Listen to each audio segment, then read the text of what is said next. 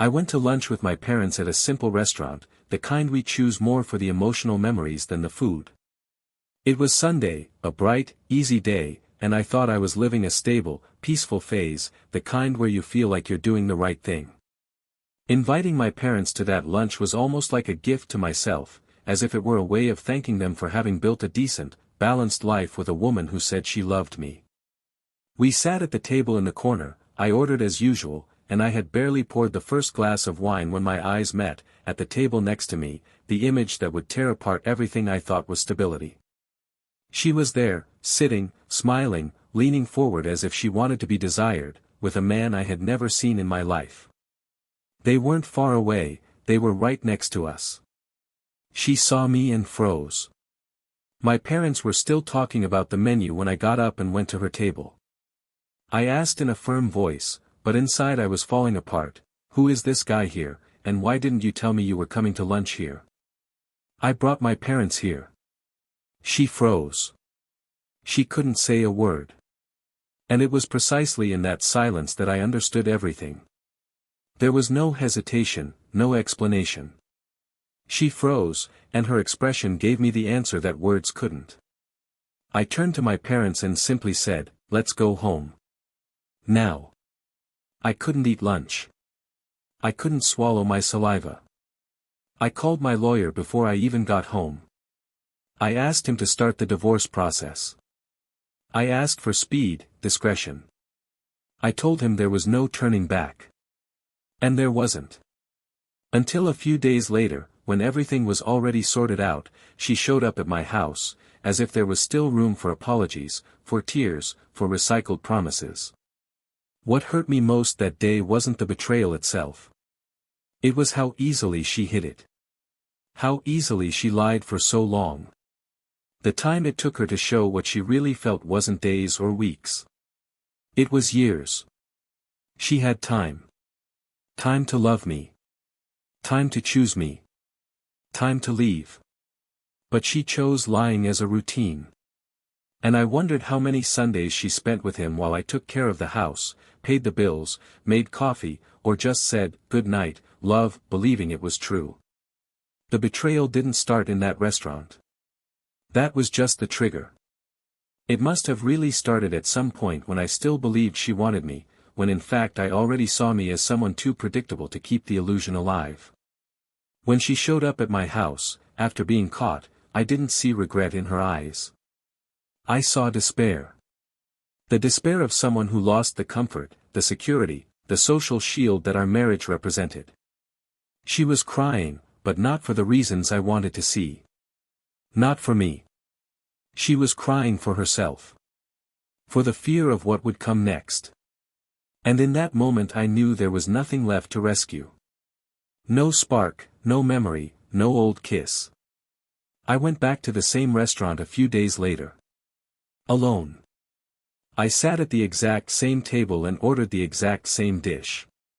It wasn't out of nostalgia, it was out of confrontation. I needed to turn that place, which had once been a wound, into a turning point. And it worked. Because there, at that very table where my heart had broken, I met someone else. A woman who was sitting at the next table, exactly where she had been. Irony of fate? Maybe. But the difference was brutal. She had a calm, curious, but not seductive look. She didn't seek attention, but overflowed with presence. We talked about wine, books, losses. And, most of all, about new beginnings. She looked me in the eyes in a way that disarmed me, but didn't invade me. I felt seen, not wanted. And that was what I didn't know I needed. The following days were strange. I received messages, calls, and even a letter from my ex. In the letter, she said that she got involved with that man because she wanted to know if she was still desirable. That she felt invisible. That she thought I didn't see her anymore. And for a second, I wanted to understand. I wanted to justify it. But it wasn't about me. It was about her. About how she chose to resolve her insecurity by hurting me. And that, as human as it may be, is not justifiable. She didn't betray me with her body. She betrayed me with her decision. The decision to hide, to omit, to live a second script behind my back. The decision to turn our home into a stage where only she knew the plot. I started going out with that woman from the restaurant. Little by little. Without rushing. Without the urge to fill the hole that had been opened. She knew how to listen. She didn't interrupt. She didn't give ready-made advice. She just listened. Sometimes she would hold my hand and say, "You are not the mistake she made you believe you were." And that healed me in silent doses. Each encounter was a new memory that erased an old pain. One day, during a walk in the park, she asked me if I still felt angry. And I said, "I feel sorry." Because I was true. I was whole. And she didn't know what to do with that. The most tragic thing about betrayal is that it doesn't just destroy the relationship. It destroys the image we have of ourselves. And that was what I needed to rebuild. My dignity. My worth. My reflection in the mirror. She tried to come back. Of course she did. She wanted to talk, ask for forgiveness, swear eternal love.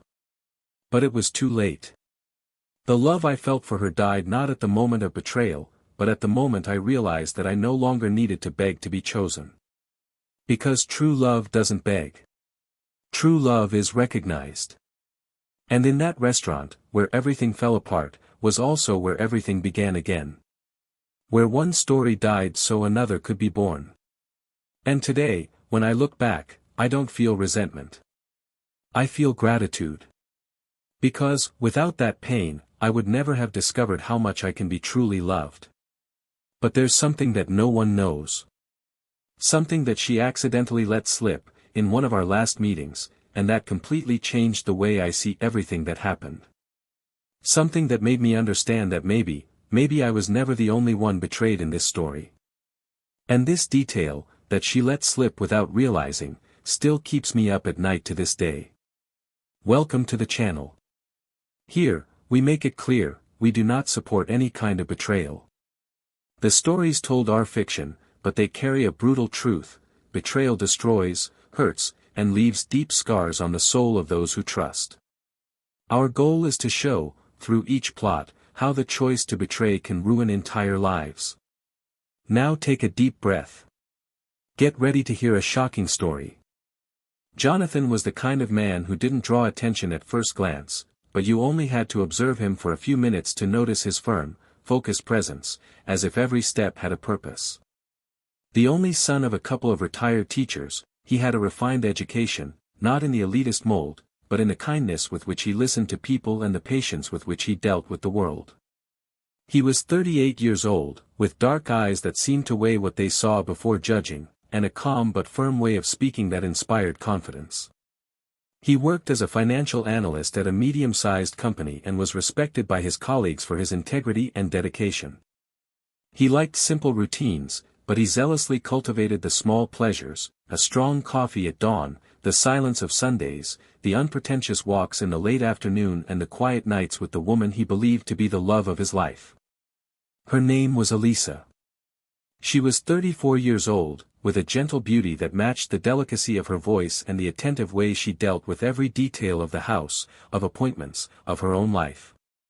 A psychologist by training, she worked part-time in a clinic and, in her free time, dedicated herself to art. She made abstract paintings that, to Jonathan, seemed to convey exactly what he could not put into words.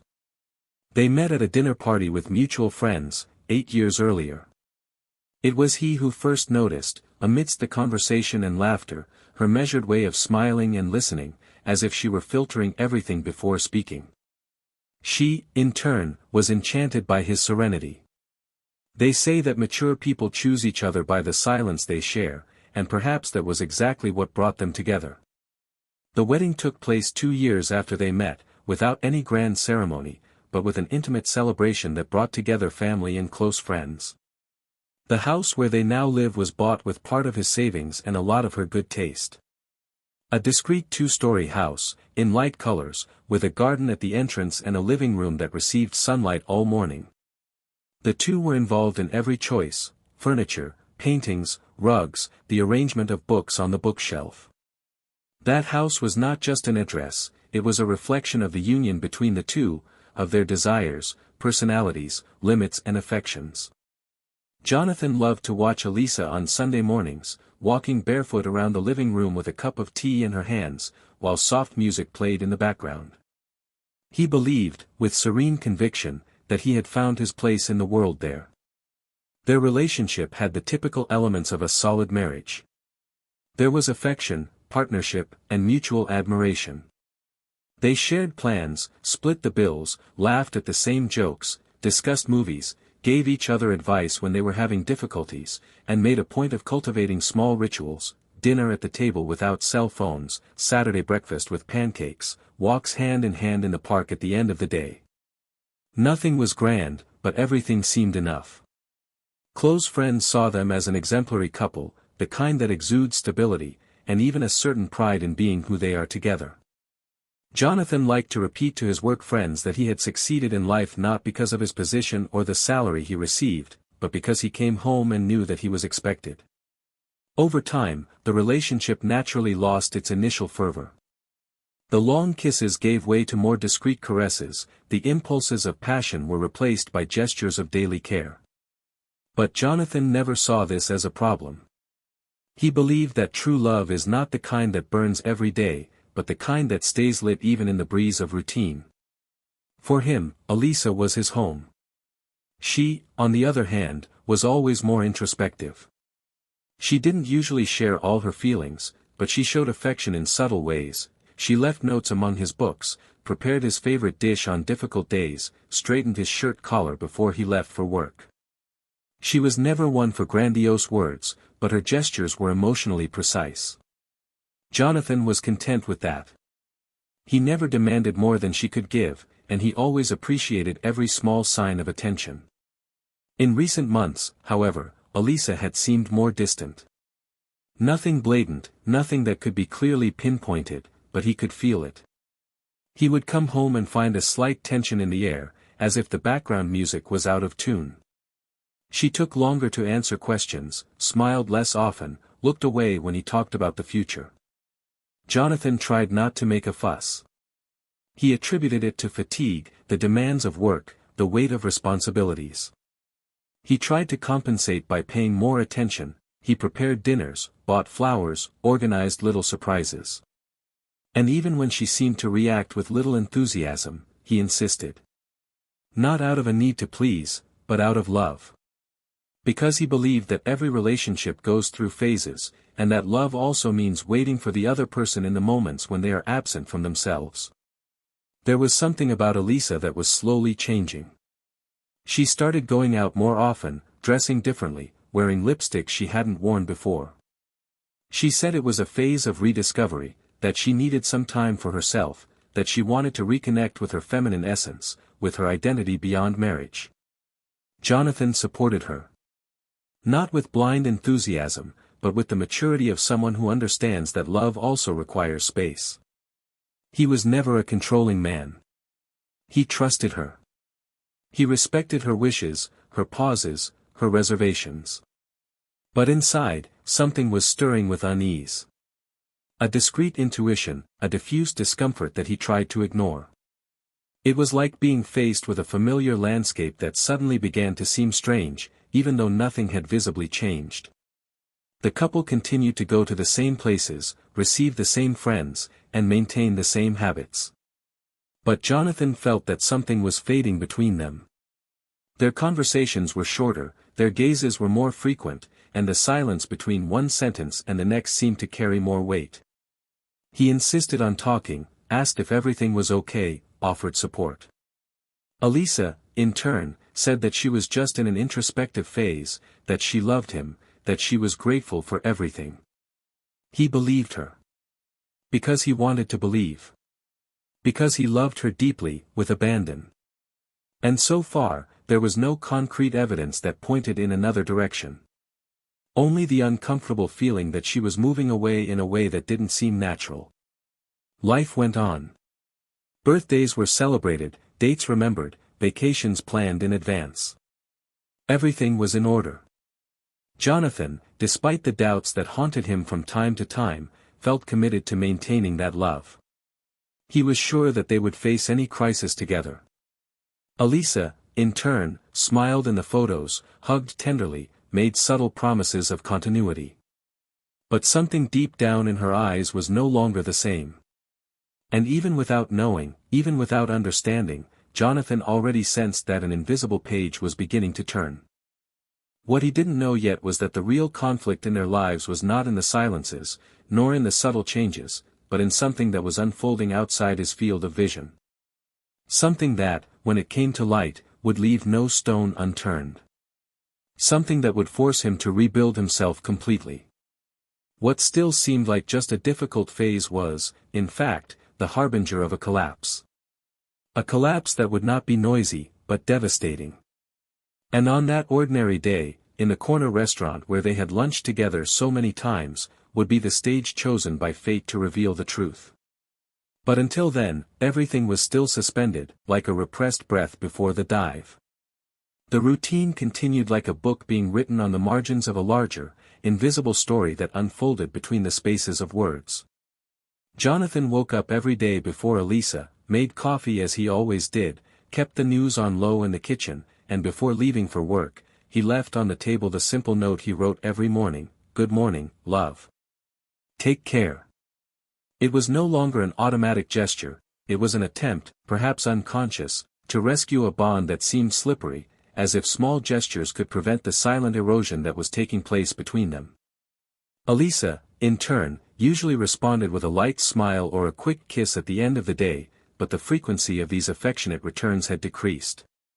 She left earlier, came back later, and justified it with plausible explanations: extra appointments, exhibitions, meetings with friends, courses. There was always something new.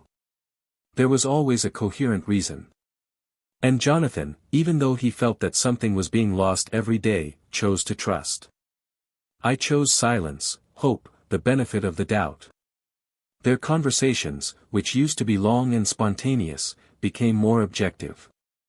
They talked about bills, about organizing the house, about family commitments, but no longer about how they felt. Elisa seemed increasingly occupied with her rediscovery process, an expression she often used to justify her emotional absences. Jonathan, trying not to invade this space, respected it. He had learned over the years that love also requires freedom. But there was something strange in her posture, something that escaped his rational control. Sometimes, at night, he would see her smiling alone at her cell phone. Once, when he passed by her room while she was taking a shower, he noticed that her cell phone was turned upside down, locked, as if she was afraid someone might see something they shouldn't. That bothered him. More than he wanted to admit. And yet, he said nothing.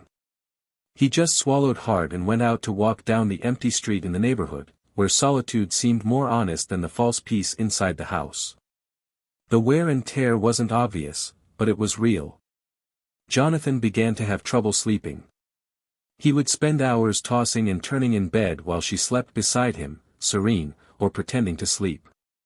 His thoughts wandered between doubts and suppositions.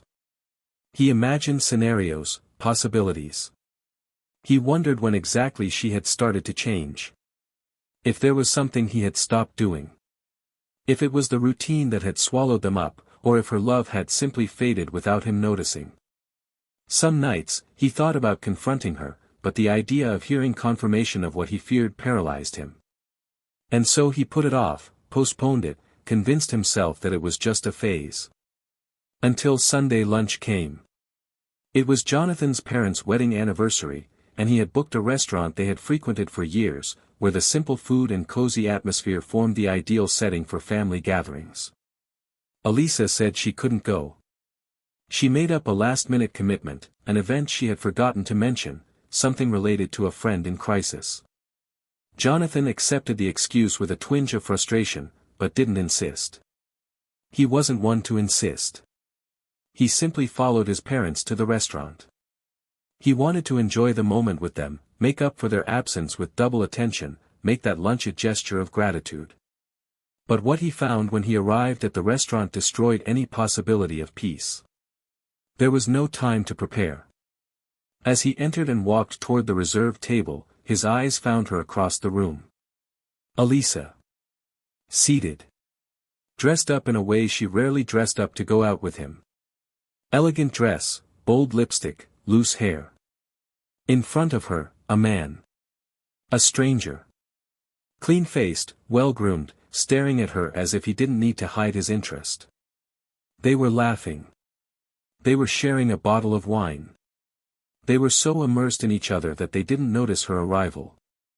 Jonathan stopped, swallowed the lump that was forming in his throat, and then walked over to their table.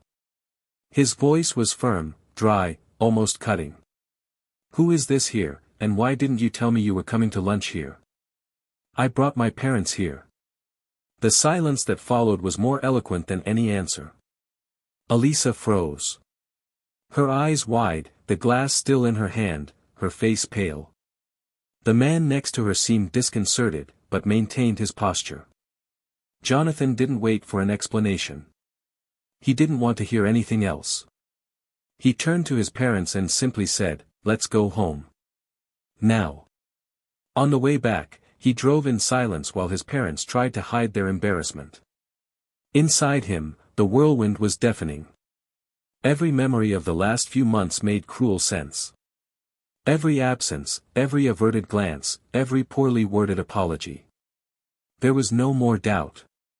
There was no more room for illusions. When he got home, he called his lawyer.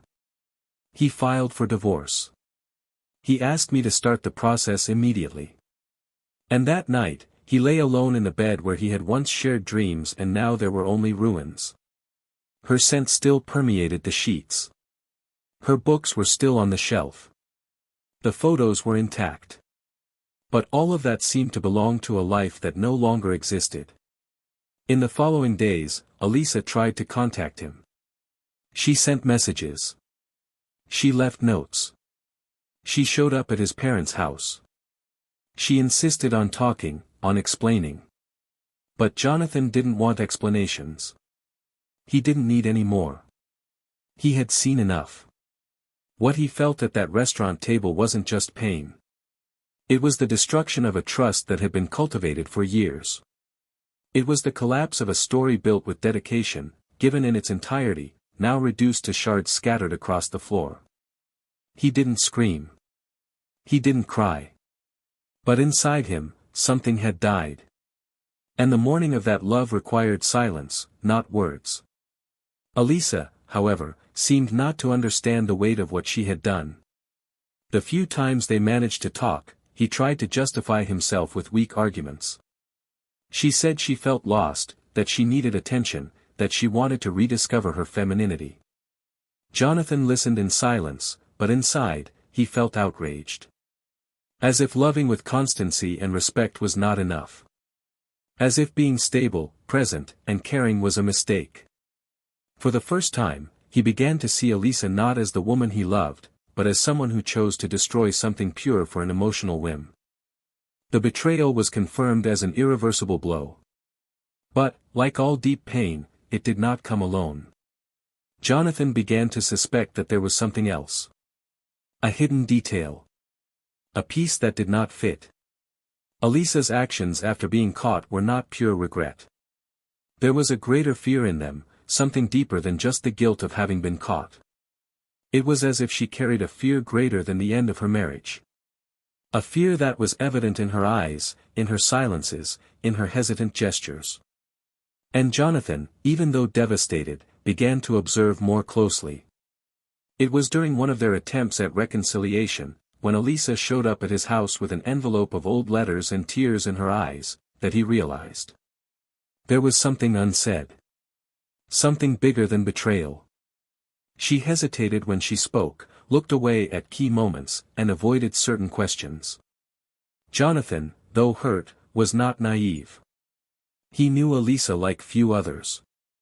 You could tell when she was hiding something. And in that moment, I knew that the betrayal was just the surface. There was a deeper secret, more devastating, more cruel. A secret she dared not reveal. He let her go that night without asking questions. Not for lack of courage, but for strategy. Because I knew that what came next would require strength, clarity, control. And because, deep down, he was no longer the same man. The pain had transformed him. He was no longer the loving husband willing to forgive. He was now a man rebuilding. And the truth, whatever it was, would come out. Sooner or later. Because Elisa could no longer carry the weight of what she had hidden for so long alone. And the next time they looked into each other's eyes, it would be impossible to keep pretending. Jonathan hadn't expected the moment of truth to come so quickly, nor so harshly. Ever since the day he was caught, everything had been pain, distance, and silence. The divorce paperwork was almost ready, the formalities were in place, but the feeling that something remained hidden was so present that every little gesture Elisa made after the breakup seemed loaded with clues. Her eyes never met his for long, her voice carried a weight that went beyond guilt, and the moments when she tried to justify the unjustifiable always ended in the same place, an abyss of something she didn't have the courage to say. Until that late afternoon, without warning, she showed up at the house where he still lived alone, holding a small box in her hands, and a desperate look that Jonathan had never seen before, not even the day he left her standing in the restaurant, pale and speechless. He opened the door without saying anything. Her presence there was already a kind of invasion of a fragile piece that he was slowly beginning to rebuild. Elisa entered as if carrying her own weight on her shoulders and sat on the sofa without being invited. Jonathan remained standing. There was no more room for pleasantries between them. She took a deep breath and held the box tighter, as if she was afraid he would snatch it from her hands before she could explain. She said she needed to talk, that she needed to tell him what she hadn't had the courage to say before, because it was destroying the little of herself that was left. Jonathan looked at her coldly, but inside his whole body reacted with anxiety. He knew he was about to hear something that would change everything again. And then, without further ado, Elisa began. She said that the man she had been caught with was not just a lover. He was someone she had met months before at a cultural event. A light flirtation that turned into dates, then into more intimate conversations, and before long, into secret nights out. But what she needed to tell now was not about that. It was about what came after, about what she had done with Jonathan during the entire time she was with that man. And that was when she said the phrase that tore apart any shred of dignity that still remained between them. She used her involvement with the other man to test her own attractiveness, yes, but also to experience sensations that, according to her, she had never felt with Jonathan. She felt more alive, more seen, more desired. And the cruelest thing was to hear that this feeling fed her so intensely that she began to have relations with her lover only for pleasure, using her husband as an emotional contrast that kept her anchored in the appearance of a stable life. Jonathan remained silent, but his clenched fists and fixed eyes betrayed his internal collapse. Then she opened the box. Inside was a small tape recorder. Jonathan looked at it in confusion, not understanding. Elisa explained, her voice trembling, that she had started recording some of her therapy sessions, with her lover, who was also her patient. She wanted to study the case, she said, to understand the mind of a man who had difficulty with relationships and who, ironically, was involved with a married woman. The absurdity grew with each sentence. But that was not all.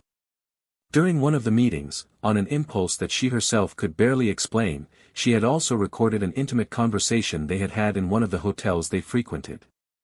And in that recording, which Jonathan listened to with trembling hands, he could hear his own wife describe marriage as a place of useful comfort, but emotionally neutral. She said he was predictable, too good, and that this bored her. She called it a safe haven where nothing happens.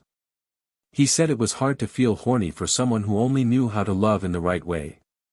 When the recording ended, Jonathan didn't say anything for a few seconds.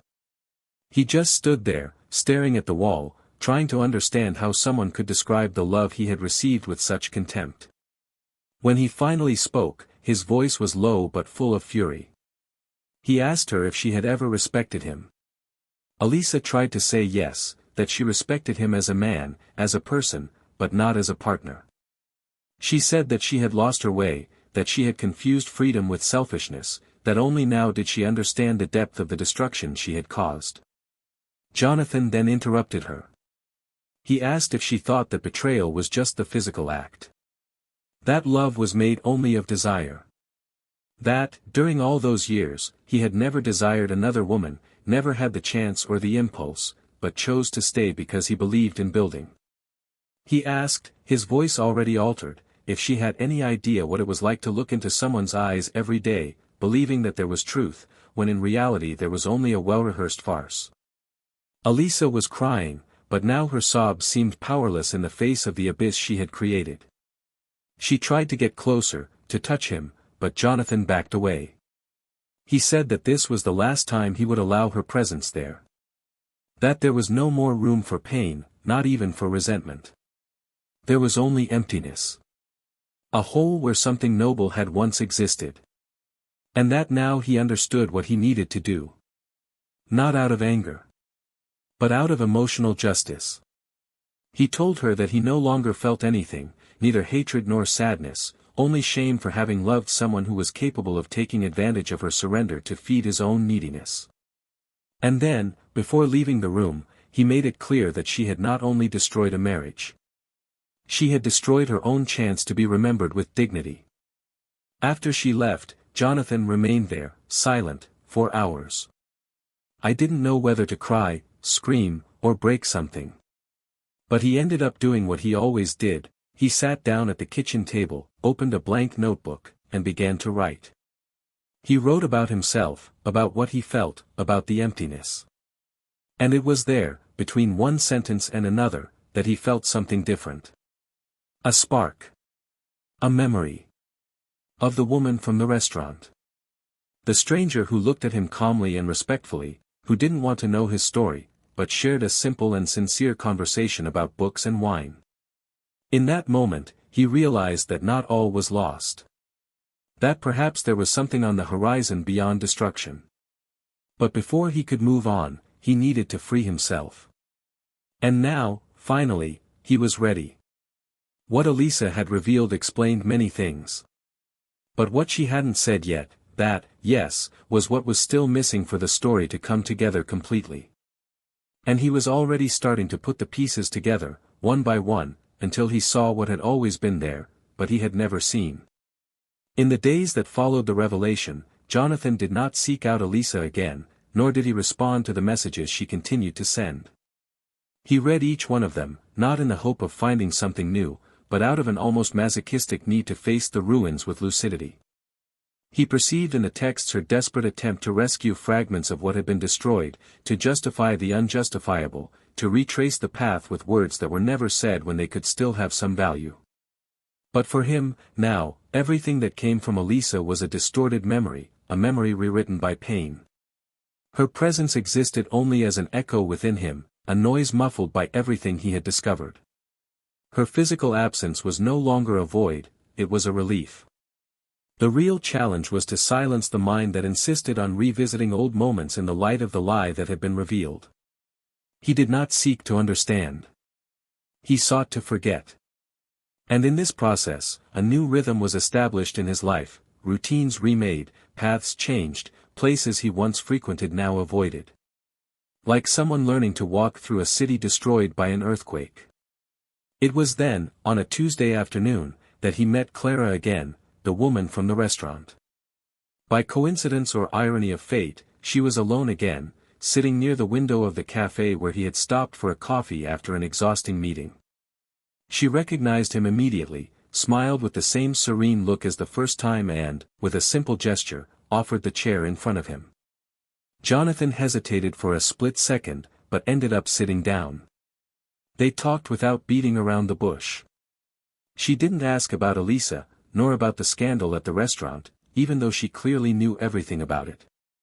She only said that she had seen something in his eyes that day, a quiet, deep sadness, and that she didn't think it was fair to turn her face away. Jonathan, surprisingly, felt at ease. He said little, but listened a lot. Clara had a rare way of speaking, slow, deep, like someone who respects silence and isn't afraid of discomfort. She spoke about life like someone who had lost her footing a few times, but also knew how to rebuild it beautifully. There was a strength in her that did not come from hardness, but from the maturity of someone who learned not to run away from what she feels. The following meetings happened naturally, like the unfolding of something that had already begun, even if discreetly. They went for walks, watched movies, had long coffees where they talked about everything, except what hurt. Clara didn't force anything closer, didn't ask more than he wanted to tell, and with that, Jonathan felt free. For the first time in months, he didn't feel measured, analyzed, compared. He just existed. And this simple act of being, without pressure, was what began to heal him. During one of these meetings, sitting by the lake, she commented that people confuse peace with boredom, intensity with truth. And that often, what destroys relationships is not the lack of passion, but the desperate search for something that they themselves can't define. Jonathan listened to that with a lump in his throat. It was as if she had translated exactly what he had experienced with Elisa, but with a delicacy that didn't hurt. Meanwhile, Elisa persisted. She called, showed up at places she knew he frequented, left messages with mutual friends. And then, one night, when Jonathan returned from dinner with Clara, he found her sitting on the steps of his house. She was soaked from the rain, with an exhausted expression, almost unrecognizable. She asked for just 5 minutes. Jonathan hesitated, but let her in. They sat in the living room in silence for several seconds, until Elisa began to speak. She said she had discovered how emotionally empty she was. That she had spent her whole life trying to be desired because she had never known how to deal with the idea of being loved. That the love he offered was too real, too dense, and she didn't know what to do with it. That was why she sought in her lover a kind of stage where she could feel alive, but that it was never about him, but rather about the version of herself that she wanted to sustain. Jonathan listened to her attentively, but without emotion. It was like watching a movie whose ending was already known. It was at that moment that the truth came, like a punch to the chest. Elisa took a deep breath and said that there was something else. Something she needed to tell. And then she confessed that, in the last weeks of their marriage, she had not only gotten involved with her lover, but had also introduced him to friends as if they were a couple. Jonathan's eyes widened, but he remained silent. She continued. She said that, in one of these meetings, she had lied, saying that they were already separated and that Jonathan had abandoned her emotionally years ago. She used this version to justify the parallel relationship. But the most serious thing was what came next. She had written an article about human relationships and emotional fragility, using her own case as an example. She signed it under a pseudonym, but the content was clearly inspired by their relationship. She exposed intimate details, narrated episodes of their relationship with serious distortions, and the text ended up being published on an academic blog with wide repercussion. Even if his name wasn't there, anyone close to her would know who it was.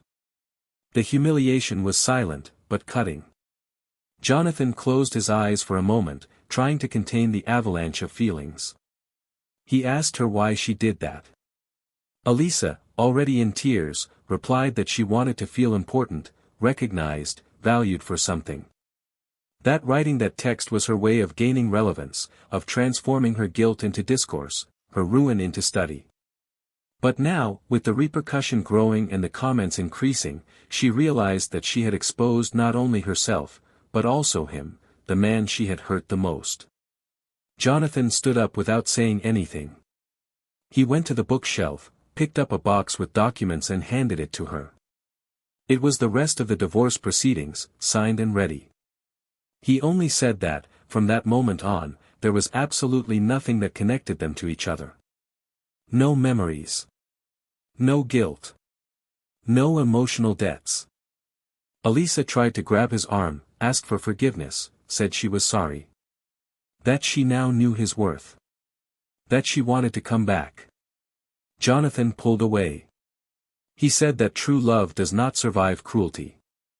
And that, no matter how hard he tried, he would never be able to look at her without remembering everything she had made him feel, not only the pain of betrayal, but the feeling of being small, invisible, replaceable.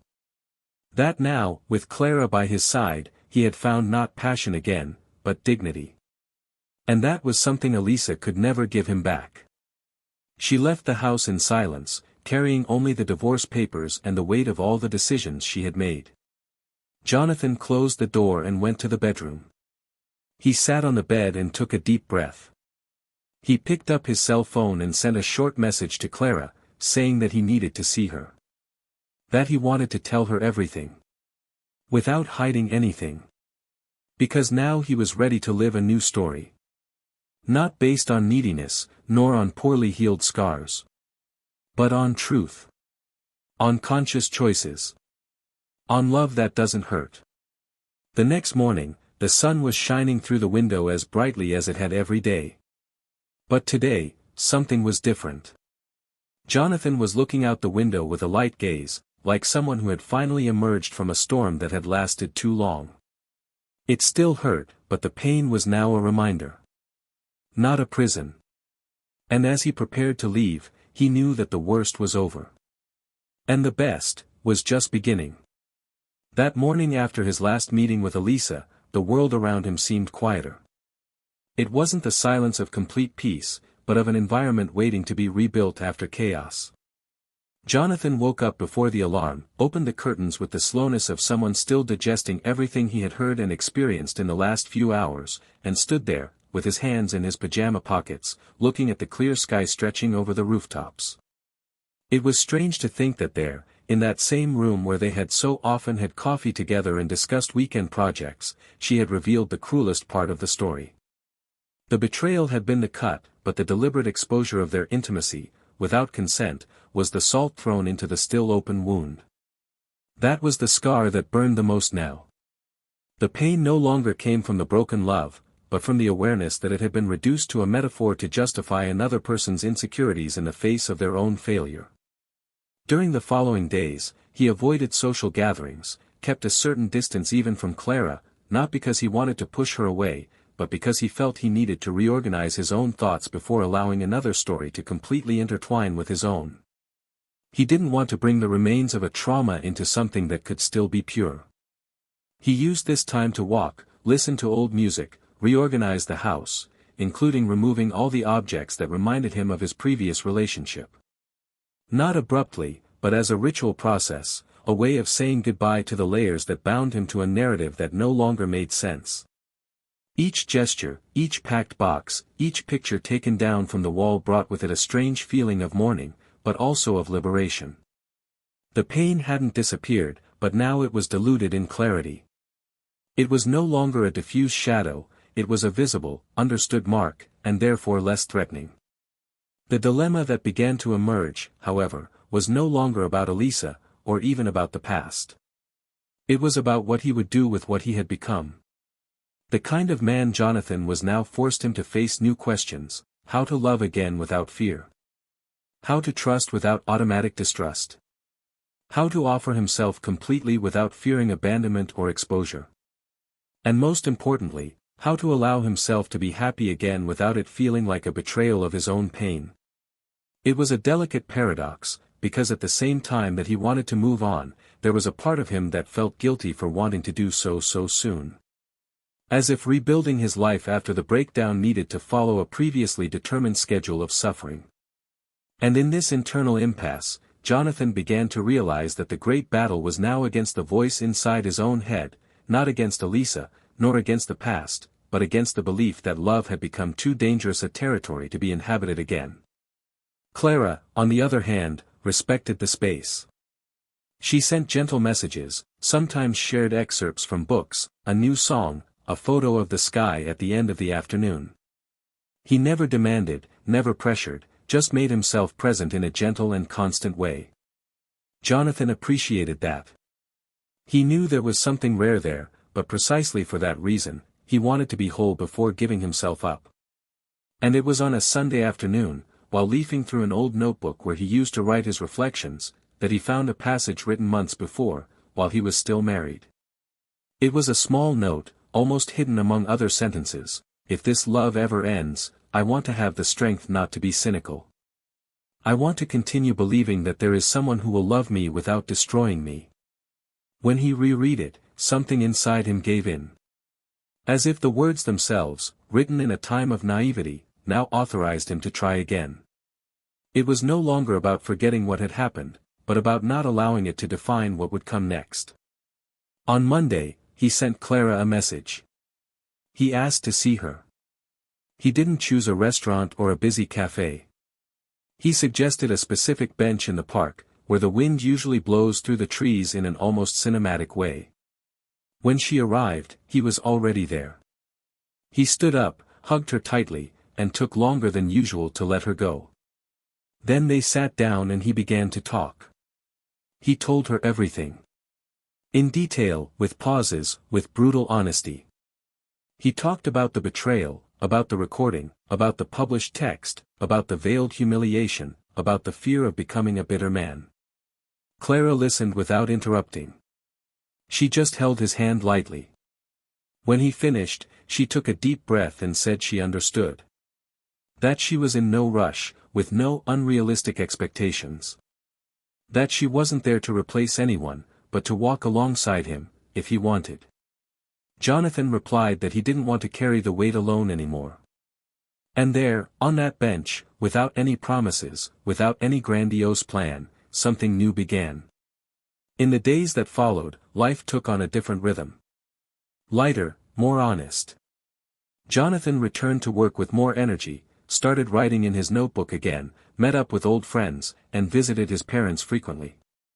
Little by little, he began to relearn what it meant to truly smile, not as a social mask, but as a reflection of something that was being born inside. And even in the moments when the pain returned, like an unexpected visitor, it no longer dominated him. It was just a reminder. Like a scar that itches on cold days. It was there, but it didn't stop him from carrying on. One day, she received a letter. No sender. But she recognized the handwriting as soon as she opened the envelope. Elisa wrote as if she were pouring out the last words that had not yet been said.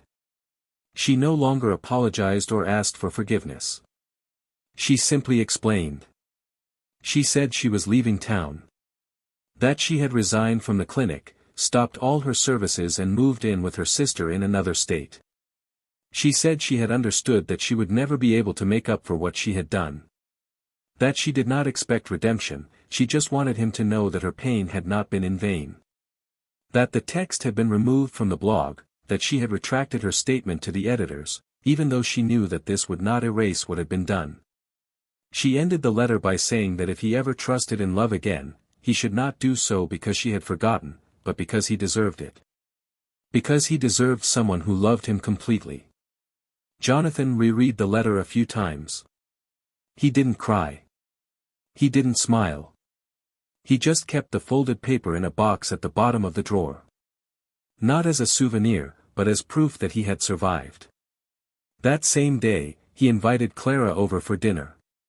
He prepared the dish he most liked to cook, lit candles, chose soft instrumental music, and put on the shirt he had bought months before but never worn. When she arrived, he greeted her with a calm kiss and a firm look. And in that look, Clara understood that something had changed. That now he was there completely. That the pain no longer spoke for him. That the man before her was someone who had faced the worst version of love and still hadn't stopped believing. And it was in this silence full of meaning that the night unfolded, between deep conversations, discreet laughter, and tenuous plans, like someone who draws a new story slowly but with courage. Outside, the world continued at the same pace. The streets were still the same, the wind still blew through the trees, people's faces still carried their own stories. But inside that house, something was being reborn. Not like before. Not as a copy of a lost past. But as something new. The fruit of pain, yes, but also of the choice to move on. Jonathan now knew that moving on was not about erasing what had happened, but about giving new meaning to what was left. And even without knowing what the future held, I was ready to live it. Because, after all, I had learned that it is not love that hurts, but the way some choose to use it. And that there are, indeed, people who know how to love without hurting. Who know how to stay. who do not need a stage or an audience. Only truth. Over the weeks that followed Elisa's final letter, Jonathan realized that something inside him, previously dormant, was now awakening with a firm and silent presence. It was no longer just the absence of pain or the relief of having survived all that, but the birth of a new vision of himself and the paths he could still follow. For the first time, he no longer felt he needed to prove anything to anyone, justify his choices, or carry the weight of guilt that did not belong to him. He was a free man, and this freedom did not come from the absence of commitments, but from the clarity with which he now saw his own limits, his needs, and his strength. It was this new state of mind that led him to build with Clara something that was not based on haste or euphoria, but on a rare, profound consistency, where time was an ally, not an enemy. Their relationship, although recent, was on a level of complicity that required no great demonstration. They were there for each other in every detail, in the way she would silently squeeze his hand when he was lost in thought, or in the way he would observe her expressions during a conversation about topics that, before, he would never allow himself to delve into. It was as if they had both lived too much, experienced enough to understand that love, when real, does not need to be shouted about. And it was on one of those calm autumn afternoons that Clara invited him to visit her childhood home, a small property in the countryside where she had spent her teenage summers. Jonathan accepted, feeling that the invitation was not just a trip, but a step towards something more symbolic. The house was simple, surrounded by trees that seemed to embrace the building with long roots and welcoming shadows. The place exuded memory, silence and a peace that could almost be touched. Clara walked through the rooms as if she were rediscovering parts of herself, and Jonathan watched her with affection, absorbing this new side of her that was now revealing itself. They spent the weekend there, cooking together, reading in silence, talking on the edge of the porch about subjects that seemed more intense because they were away from the noise of the world. It was there that Clara, for the first time, also shared her pain, not as a lament, but as a sincere openness. She spoke about an abusive relationship from the past, about the guilt she carried for years for not having reacted sooner, about how she had relearned to trust her own judgment. Jonathan listened respectfully, and when she finished, he held her face in his hands and said that he did not see her as someone marked by trauma, but as someone who chose not to be defined by it. At that moment, she cried, not from sadness, but from relief. And he knew that what they were building was something solid, yet silent. While life continued in this subtle reconstruction, the repercussions of the text written by Elisa continued to circulate, despite all her efforts to remove it. A co-worker of Jonathan took him aside and commented that, although his name was not mentioned, many had made the connection. There were murmurs, misinterpretations, and sidelong glances. Jonathan felt nausea return for a moment, but, contrary to what he imagined, he did not feel the need to explain himself. He knew what he had experienced, he knew what he had done to keep that marriage going. The others did not matter. But what surprised him most was how Clara reacted when he told her. She simply said that others only know what we allow them to know. And that the truth, no matter how long it takes, always prevails, even if in silence. One particularly cold night, as they walked through the streets of the old town, Clara took him to a small art gallery. Jonathan didn't know much about paintings, but he was captivated by one particular painting, a woman sitting at a window, looking out, with an open book on her lap and a look that mixed contemplation and farewell. The scene seemed so familiar that he stood motionless for several minutes in front of the canvas. Clara, at his side, said that the artist had painted that work after the end of a 20-year marriage. It was the representation of the moment when she chose to continue. Jonathan felt a shiver run down his spine.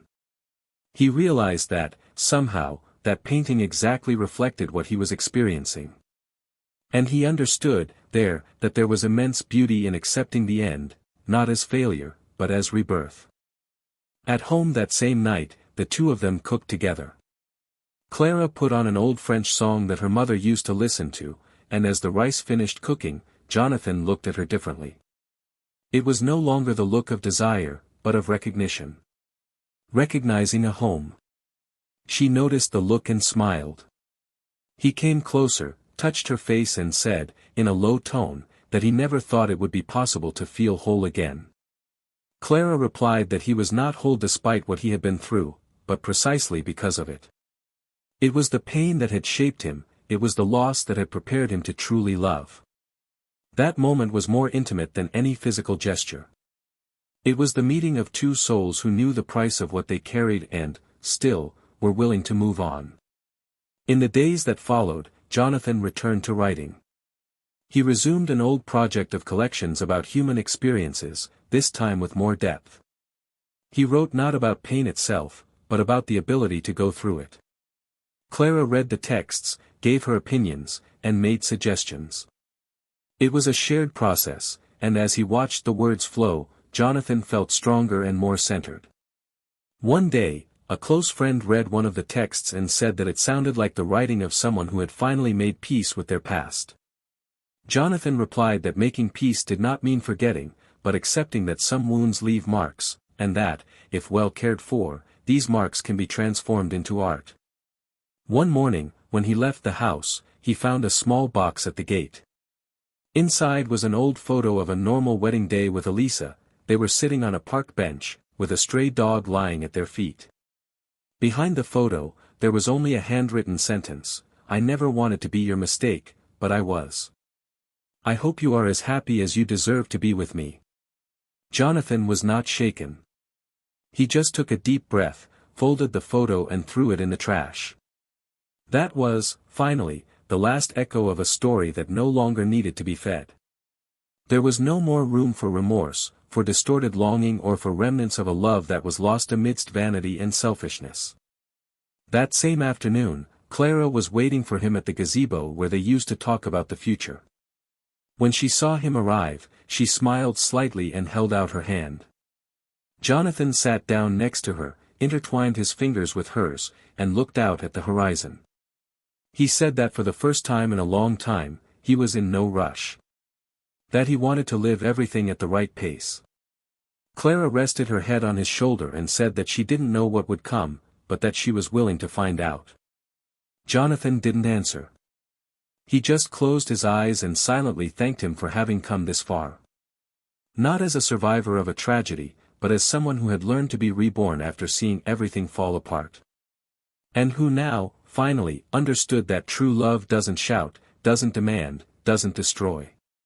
True love stays, listens, welcomes, and starts over.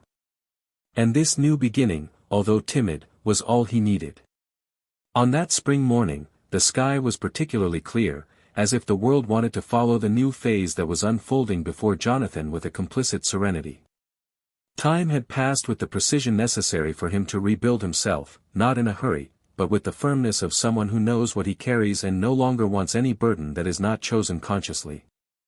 He was sitting next to Clara in an open garden, where new leaves sprouted from branches that had faced the harshest winter winds.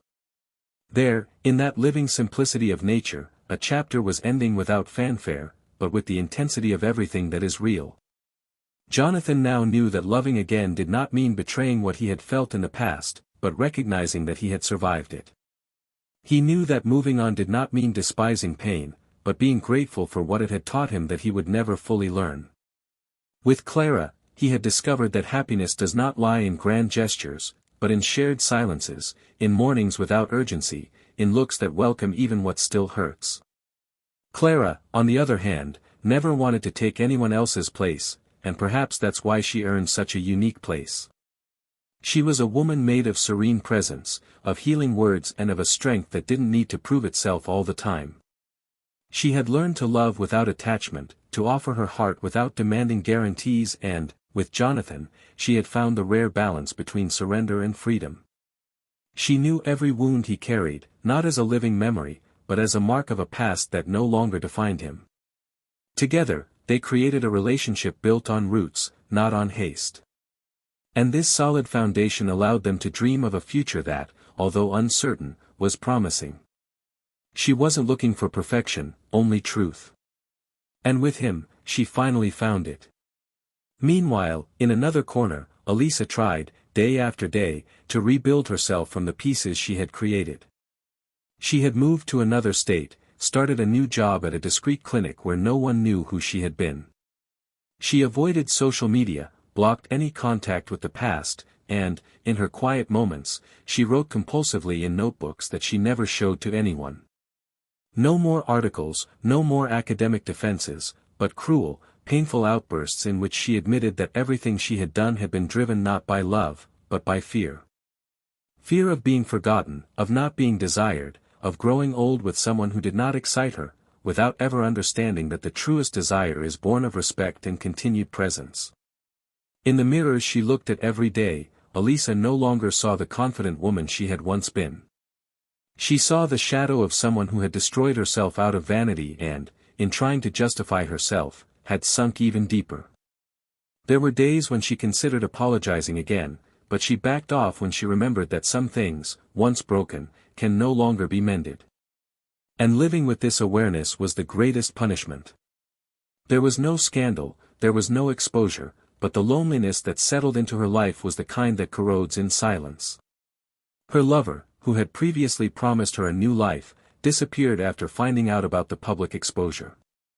For him, it had all been nothing more than an affair, and when he realized that Elisa wanted more than he could offer, he fled without a trace. The last time she tried to look for him, she was answered by a woman on the other end of the line, who simply said, without hesitation, that he had moved on and that she should do the same. That night, Elisa cried like she had never cried before, not because of longing, but because she realized how much she had lost herself trying to prove something she didn't even know what it was. On the other side of this story, Jonathan's parents, who had been silent witnesses to the destruction of their marriage, were now smiling as they watched their son find his own path again. They had remained silent when he asked, respecting his choices and his pain, but they kept in their eyes the suffering of someone who sees a child betrayed not only in love, but in their soul. When they met Clara, his mother cried quietly. She said she couldn't explain it, but she felt that now he was with someone who saw him for real, without filters, without fears. And that was all she wanted, for her son to be loved as he always deserved.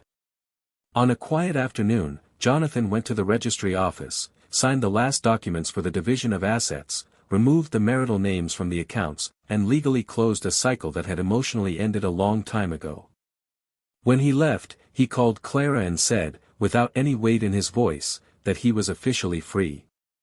She responded with an "I know" that carried more love than any declaration.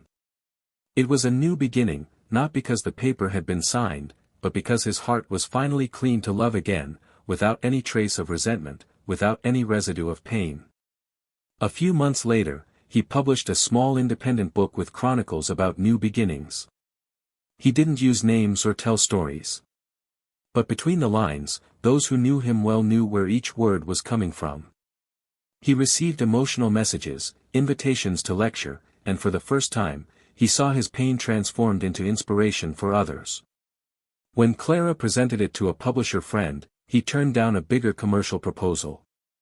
He said that the book was too intimate to become a product. He wanted it to be read by the right people, not by the masses. And Clara understood.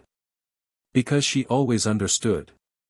Time, with its patience and relentless justice, continued to pass.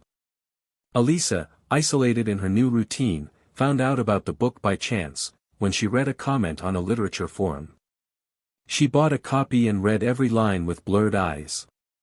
She knew it was about her, even though her name wasn't there. And for the first time, she understood the extent of the pain she had caused.